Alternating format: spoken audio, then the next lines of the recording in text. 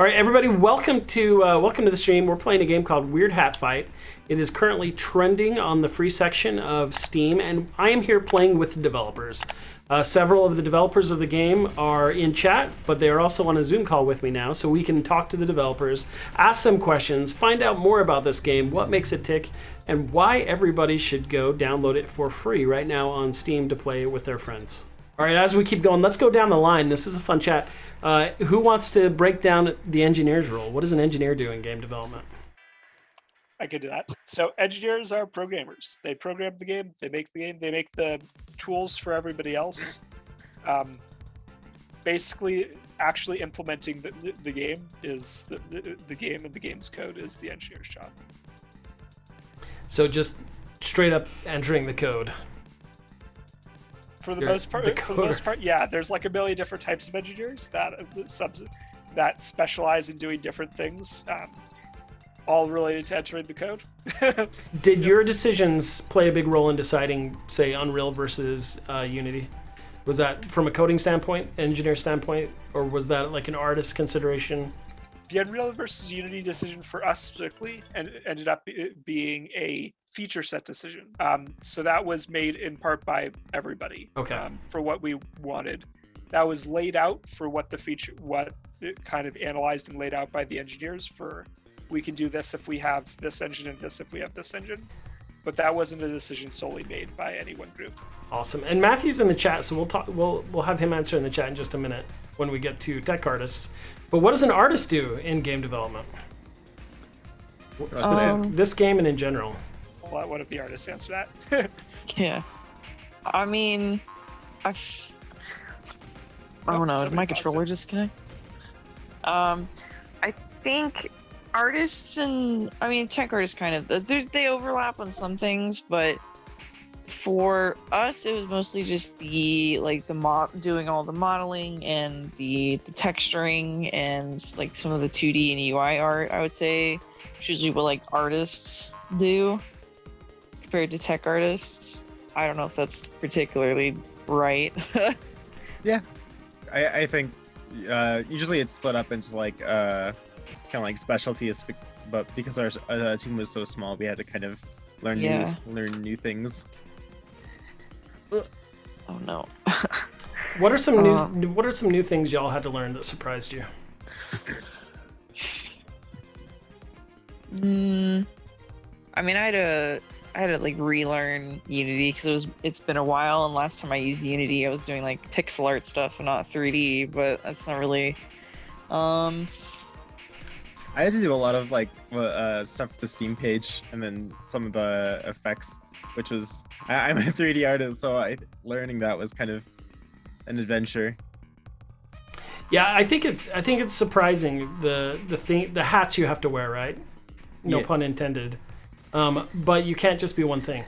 Like it's on a small team with like this, right? There are certain things that you have to do out of necessity, I would say. I feel like that's kind of like true for like artists in general in the industry. It's kind of like learning like to push past your comfort zone and try new things. Mm-hmm. That's beautiful. So tech artists, did we cover that one? I think Matthew's in the chat. Brandon, were you a tech artist? I can't remember. No, it's just the artist. Okay, so two artists. So we'll read the chat if Matthew wants to answer in the chat. But that's awesome. So speaking of wearing many hats, I know during the semester I pushed a lot like on social media and branding and getting your name out there. And I always got pushback, which is perfectly okay because you can only do what you can do during the semester. But on that same note, you have gotten a lot of a significant amount of coverage for your game. 25,000, was it 25K purchases? Is that correct? I think Josh just did the. Yeah, I'd have to alt tab to check, and that would pause the game. So. But roughly, right? Roughly, yeah. I think it was 27,000 was the number I gave. For those watching, engineers are very precise. It cannot be 27. It has to be, or 25. It has to be 27. I love it. But roughly, you've gotten a lot of downloads, a lot of exposure. So what do you attribute that successful exposure? I know you weren't able to do a lot of outreach. You didn't have time for that. So where is this coming from? I wish I do. Same. I know we got on Steam a lot earlier just because we needed to test it using remote Steam Play. That might have helped. Yep. Get like a little boost. I can tell you one thing. This is something to pay attention to. And it's one of the things that worked very well for you. I believe when you do have a feature that is not as utilized in games, like the remote play feature, and that's something that Steam has invested a lot of money in, right? And a lot of effort. So since there aren't a lot of developers creating those, my guess is that even helped them push you up a little bit higher to showcase the games that are being worked on with remote play. So I think that actually helped you. If they did, then we were completely unaware of it. Right. I think it might also be just the climate of like what people are looking for. Yeah, like might nowadays, be. it's just something casual and easy to play with, or easy to pick up and play with your friends. Yeah, and anecdotally, one of the things too is I noticed, because I do some sprint review videos that eventually some of them get posted on YouTube as well, and I noticed the search algorithm through YouTube, a lot of people are searching for the weird hat fights, which means that I think when things are on the top of the free-to-play list, they're searched for, and if people can find content on that, that helps push it. So you have a lot of things working in your favor, actually. So who knows exactly what that is, right? Yeah. Matthew mentioned in the chat that the tech artists, they handled the game's VFX and the character animations. So Matthew's not here, but what can you tell me how you went through the animation process and the character development for these? I completely forgot which character I was. So we have a rather complicated, somewhat system made by our fantastic engineer Shilpa, which is what, if you notice, the characters are ragdolling all over the place. We're using a system, something called active ragdolls, which means that we can play animations while our characters are ragdolls. So the characters are fully physics enabled and interact directly as if they were ragdolls with everything, but they can play animations at the same time. So that adds some extra complications. Matthew was but Shilpa did a great job of setting up the system so that Matthew could make animations like you would normally for just about any game. And Matthew did a great job making the animations for the game. So, yeah. This is fantastic. And out of curiosity, you've gotten a lot of comments on Steam. Any comments stand out to you? What is the general perception you're getting from the game? I haven't actually been reading let's see, the Steam comments. That we get a lot of really short positive reviews.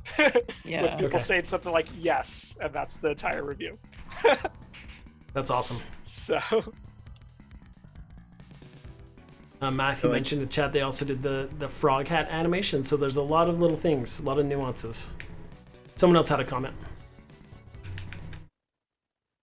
There was like one commenter saying it some really profound good thing about our game at the end of the reviewer. They were like, but I also need friends. That's funny. Yeah, no, that's always one of the hiccups. It's a pro and a con, is that these friend kind of meetup games can be really, really popular, but then it does also necessitate that you need to find people to play with, right? Yeah. So are there any features, like if this were to be further developed, what feature would you want to implement? More content, really. More hats, more more stages.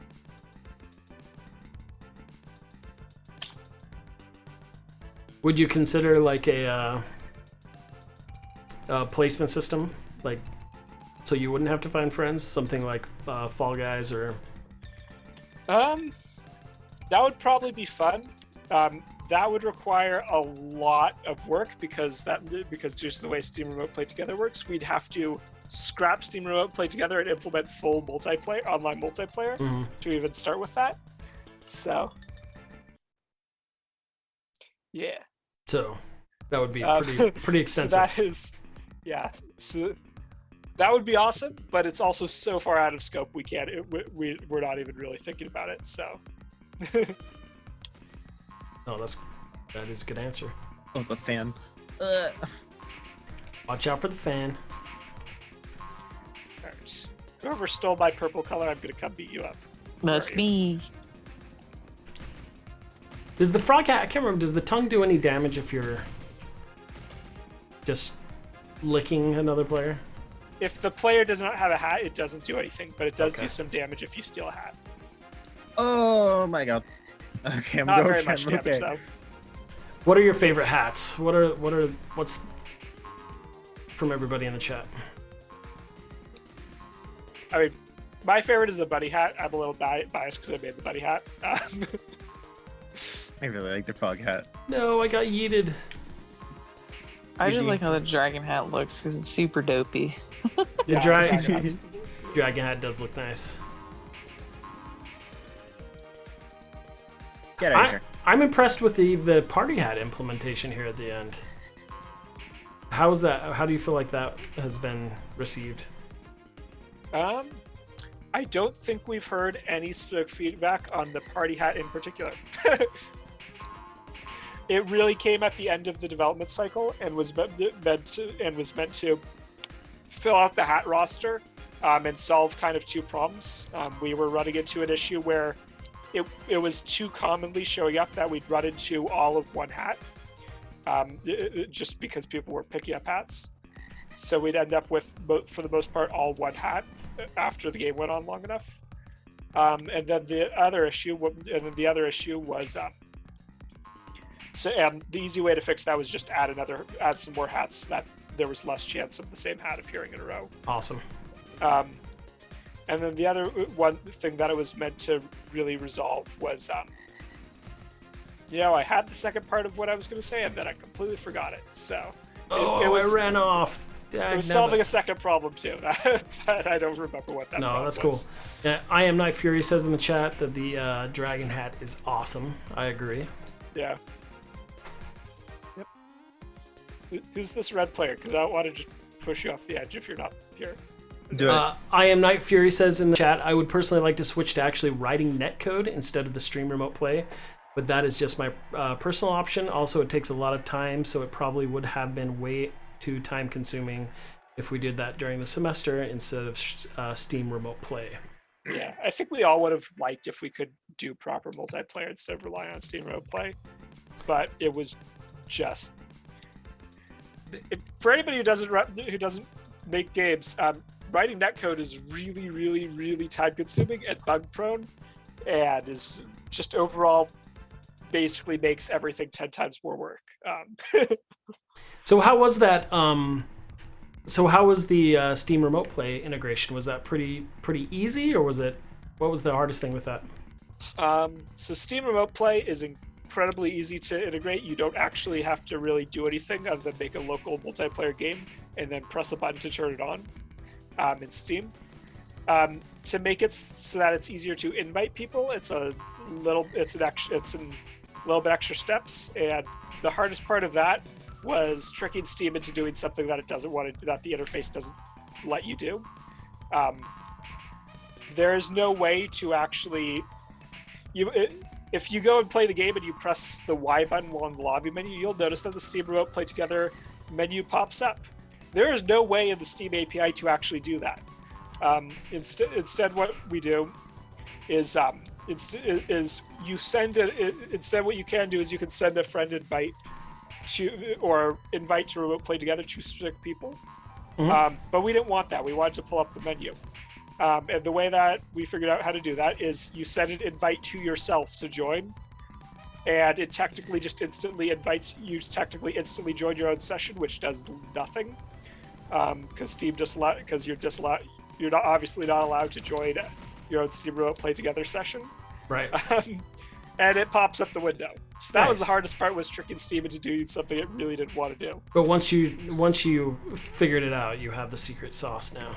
Yes. That's awesome. Still looks a little glitchy, but that's mostly Steam's problems, not ours. Because It would be nice if Steve just let us open up the menu directly. But Yeah, that's interesting. I wonder if that's is that feedback you've given to Steam, or is that something that that is not, because there's not really a great place to give Valve that feedback. if you're listening, Steam, make that easier. Yes, to, we would to love log that in. button. Just let us open the menu. All right, so this is awesome. I'm super proud of all of you. It's incredibly fun game, incredibly fun little, especially a party game to get in and just beat up some of your friends. Right? Yeah. As we finish up the stream, some of you mentioned some of the hats you're most proud of. But what are some things what are some accomplishments here that you're all like particularly fond or proud of? I guess I'll start. Our whole engineering team, we right from the get-go several really rigorous systems that fit the game perfectly. We didn't have to like tweak them or rework them in any significant way throughout the entire game development process, which for anybody who's made games, that's really rare that you just correctly anticipate your needs on the first go. So I'm really proud of our engineering team for doing that. I'm really proud of the slash art in the title art. It's so good. Yeah, I 2D. mean, I don't know. I think the art hit the style that we were going for pretty well. So That's awesome. Yeah, I'm really, really proud. I'll say, I think all those answers are phenomenal. For me, I love how you stuck to like finding that simple aesthetic, making sure everything worked, and then continue to polish it. You were all so consistent through the entire dev process. You had a vision and you stuck to it, and you really ended up nailing it. So I'm really proud of all of you. Beautiful game, very readable, and just a blast to play against others. Even though I have been doing a lot of talking and getting my trash kicked the entire time, but I'm used to it, right? So it works. It works. I don't know if you saw that like a couple seconds ago. I saved myself from dying by jumping off someone's head. Nice. Are there any? So before we finish, here's actually what I want to ask: any pro tips, any developer tips that you can say to give the player an advantage versus their friends? Here we go. Secret tech. When you have a hat and you let it go, and if you're jumping, it gives you like a double jump. So if you're like falling off the stage, you can. Well, that was not the hat to do it with. The bunny hat. So the bunny hat drops you like a stone. But any other hat, you can like jump off the stage and you need another jump. You toss your hat and you get a little boost. Almost did it with the bunny hat. That is a pro tip. That is awesome. Any other tips? If you're willing to be patient with the frog hat, it is the strongest hat in the game by a significant margin. Because you just wait until somebody picks up a good hat, steal their hat, and now they're vulnerable and can't fight back, and you just beat them up with their own hat. I love it. I love it. I love it. Shout out to Matthew's pro tip: don't die. Yeah, that's usually a good one. Biggest inspirations for this game? I know we mentioned Gang Beasts. Gang Beasts and Smash Bros.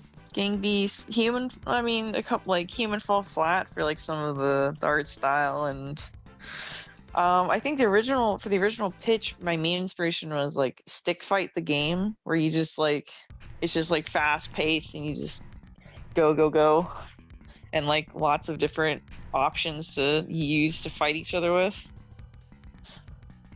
I love it. I love it. All right. Let's just finish out this game. For everyone stopping by, thank you so much for watching this. I want to thank the developers for taking the time post-semester to visit, talk about your game, and kind of share some of the development process with anybody who might learn and enjoy finding out more about this game. Once again, let's reiterate, where can they find this game? If you search Weird Hat Fight on Steam, you can find it, and I'm guessing one of our devs in chat will probably post the link directly to the game. But just search Weird Hat Fight on Steam and you will find it. And I'm excited to see how this continues to be a success. I think the fact that you've gotten so many downloads means that a lot of people are very interested in this game and this type of game, and that you've done a very good job. So proud of y'all. Thank you. Thank you. Thank you. All right, so thank you once again. Let's see if I can win a game here. don't go easy on me here. I love that pro tip of being able to ditch the hat, because with this with the night hat, I am running off the edge constantly. Yeah, use that to save yourself while using the night hat of dropping the hat.